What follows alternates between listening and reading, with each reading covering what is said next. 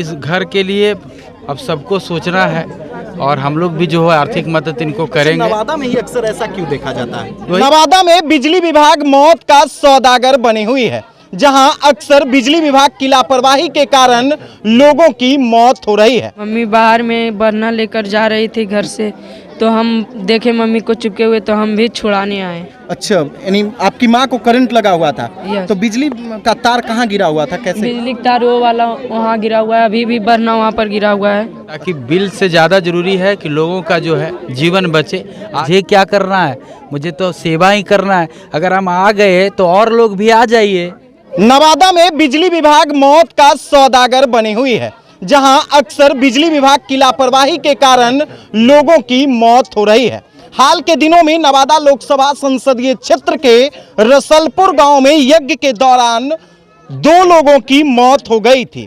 एक बार फिर से वारसलीगंज प्रखंड क्षेत्र के बुझमा गांव में पिछले शनिवार को बिजली विभाग की लापरवाही के कारण एक महिला की मौत हो गई, जबकि करंट लगने से उनके पति और बच्चे गंभीर रूप से जख्मी हैं। इस वक्त हम उसी बुझमा गांव में मौजूद हैं और उन पीड़ित परिजनों से मुलाकात करने के लिए स्थानीय नवादा के लाल और भोजपुरी के सुपरस्टार गुंजन सिंह यहाँ पहुंचे हैं। सामने में देख लीजिए, ये पति हैं जो महिला रूमा देवी की मौत हुई थी बिजली करंट लगने से, उनके ये पति हैं मनोज कुमार, और ये बगल में उनका बेटा, इकलौता बेटा दुर्गेश है।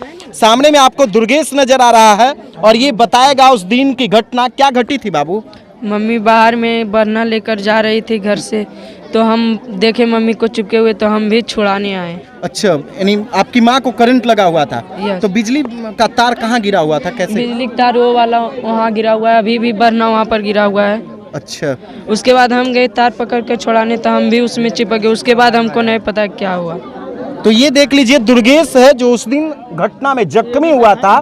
इसकी मां की मौत उसी करंट लगने से हो गई थी। सामने में देख लीजिए, ये उसी करंट लगने का दाग है। और जैसे ही इस घटना की जानकारी नवादा के लाल भोजपुरी सुपरस्टार गुंजन सिंह को लगी है, सामने में आप देख लीजिए, वो इस पीड़ित परिजनों से मुलाकात करने के लिए पहुंचे हैं।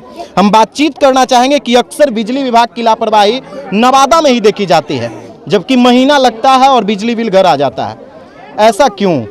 यही तो दुर्भाग्य है कि हम करीब 10 जगह जा चुके हैं नवादा लोकसभा में, नवादा हो, बरबीघा हो, मतलब बिजली के करंट से बहुत सारे लोग मर गए हैं। अब इन्हीं का देख लीजिए कि पॉल, ये तार जो है कटपी से 3-4 जगह वहाँ पे, और लोड ज़्यादा है, बीच में और पॉल चाहिए, घर के पास से जा रहा है। तो ये सब बिजली विभाग का बहुत बड़ी असफलता है। हम तो यही कहेंगे कि कम से कम बिल के समय जितना उत्तेजित रहते हैं लोग, इस पे भी ध्यान दें, ताकि बिल से ज़्यादा ज़रूरी है कि लोगों का जो है जीवन बचे।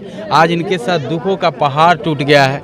छोटे छोटे 2 बच्चे हैं जिनको खाना बनाने भी नहीं आता है। इस घर में वही एक महिला थी जो खाना बनाती थी। छोटा बेटा इनका है जो कि इसकी माँ थी, एक बूढ़ी माँ है, तो उनका से खाना बनता है। तो उनका से तो बूढ़ी यकीन, वो तो उनका तो छोड़िए दो, दोनों पैर से विकलांग है। हाँ, तो इस घर के लिए अब सबको सोचना है और हम लोग भी जो है आर्थिक मदद इनको करेंगे। नवादा में ही अक्सर ऐसा क्यों देखा जाता है? वही तो हम कह रहे हैं कि और जगह का देख रहे हैं कि नवादा में रोड एक्सीडेंट भी बहुत ज़्यादा हो रहा है। एक दिन हम वीडियो भी बना के बोले थे, उससे बहुत सुधार हुआ है। बहुत सारे लोग जो मुझे फॉलो करते हैं, 10-20 लाख लोग देखा भी।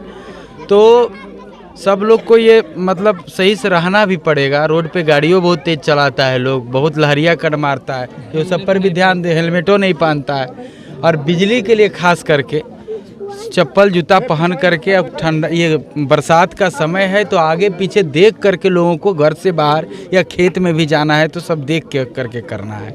ये तो यहाँ बिजली विभाग का लापरवाही से हुआ है ये घटना। लेकिन नेताओं को तो इस पे विचार करना चाहिए। अक्सर बिजली विभाग की लापरवाही यज्ञ में, रसलपुर में हाँ, देखे ना कितने लोग। उसके बाद फिर हाल के दिनों में पकड़ी वर्मा में भी इसी तरह का घटना था, आज भुजमा में भी उसी तरह का घटना है। इन बच्चों के बारे में कौन सोचेगा?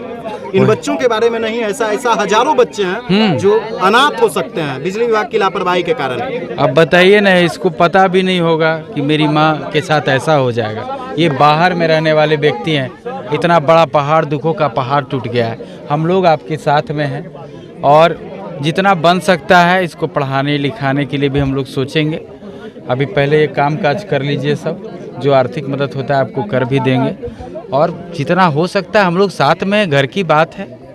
हमारा एक सवाल है, हाँ, कहीं ऐसा ना चर्चा हो कि भाई गुंजन सिंह जब से चुनाव लड़ने की घोषणा की है उसके बाद लोगों से मुलाकात कर रहे हैं, इस सवाल का जवाब क्या दीजिएगा लोगों को? देखिए हम तो कुछ ज़्यादा बोलना नहीं चाहते हैं, हम तो बच्चे हैं और नवादा का बेटा है।